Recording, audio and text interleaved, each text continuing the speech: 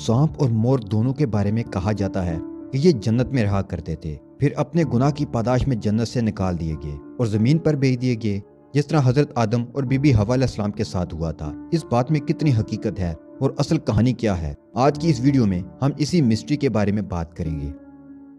नाजरीन, कहानी शुरू होती है हज़रत आदम अलैहिस्सलाम की पैदाइश से।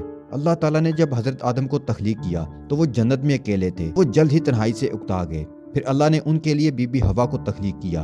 अब दोनों मिलकर जन्नत में रहने लगे। फिर एक दिन अल्लाह ने सारे फरिश्तों को हुक्म दिया कि वो हज़रत आदम अलैहिस्सलाम को सजदा करें। अल्लाह का हुक्म था, इसलिए किसी फरिश्ते ने सवाल नहीं किया और सजदे में गिर गए। लेकिन यहाँ जिन्नात का कबीले से तल्लुक़ रखने वाला इब्लीस भी था, जो कि इबादत रियाजत की वजह से आसमान पर था और फरिश्तों का सा मकाम रखता था। उसे भी सजदे का हुक्म था, लेकिन उसने आदम को सजदा करने से इनकार कर दिया। वो कहने लगा कि आदम मिट्टी से बना है और मैं आग से, ये आज तख्लीक किया गया है और मैं कब से बारगाह इलाही में इबादत कर रहा हूँ। इब्लीस इस हुक्मदूली और तकब्बर की वजह से मरदूद ठहरा और अल्लाह के दरबार से निकाल दिया गया। अब इब्लीस को बहुत गुस्सा आया कि इस आदम की वजह से मुझे अल्लाह के दरबार से निकाल दिया गया। उसने ठान ली कि अब वो हज़रत आदम अलैहिस्सलाम से बदला लेकर ही रहेगा। उसके बाद हज़रत आदम और बीबी हवा वापस जन्नत में हंसी खुशी रहने लगे। यहाँ अल्लाह ताला ने इन दोनों को एक दरख्त का फल खाने से मना फरमाया था, इसलिए वो इस दरख्त के फल नहीं खाते थे।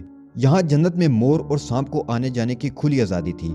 अब इब्लीस ने सांप और मोर को भी किसी तरीके से अपने साथ मिला लिया। सांप ने मशवरा दिया कि तुम वैसे तो जन्नत में नहीं जा सकते, तुम ऐसा करो कि सांप बन जाओ, मोर तुम्हें खा लेगा, फिर जन्नत में जाकर उगल देगा। इस तरह तुम जन्नत में पहुंच जाओगे और हजरत आदम से बदला ले सकोगे।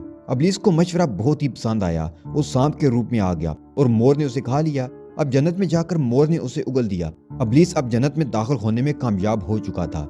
इब्लीस अब अपने प्लान पर काम करने लगा। इब्लीस उन्हें कोई चोट नहीं पहुंचाने वाला था, बल्कि उसका काम तो शुरू दिन से ही वर्गलाने का है। इंसान जब उसके बहकावे में आता है तो खुद ही गुनाह कर बैठता है। उसने हजरत आदम और बीबी हवा से मुलाकात की और उन्हें कहा कि आखिर क्या वजह है कि आप दोनों को इस दरख्त का फल खाने से मना किया गया है। ये जन्नत तो आपके लिए ही है, फिर इस फल को खाने में क्या मुज़ायका है। वो उन्हें बहका रहा था कि किसी तरह वो अल्लाह की हुक्म अदूली करें, और हुआ भी ऐसे ही। ये दोनों शैतान के बहकावे में आ गए और उस दरख्त से फल तोड़कर खा लिया। इस हुक्म अदूली की वजह से दोनों को सजा मिली और जन्नत से निकाल दिए गए। फिर जन्नत से निकालने के बाद उन्हें जमीन पर भेज दिया गया। शैतान का साथ मोर और सांप ने दिया था, इसलिए इन दोनों को भी जमीन पर भेज दिया गया। तो दोस्तों, ये वो कहानी है जो कि लोगों में मशहूर है और ये कहानी इसराइली रवायात से ली गई है, जो कि मुसलमानों में भी मकबूल है। इस कहानी में हजरत आदम का किस्सा सच्चा है।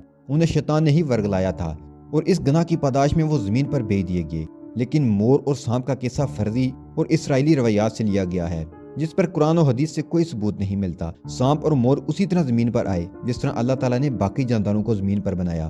तो दोस्तों, ये थी मोर और सांप की कहानी। उम्मीद करता हूँ कि आपको ये वीडियो पसंद आई होगी। वीडियो पसंद आई है तो इस वीडियो को लाइक करते हुए अपने दोस्तों के साथ शेयर कर दें और चैनल सब्सक्राइब करना मत भूलिएगा।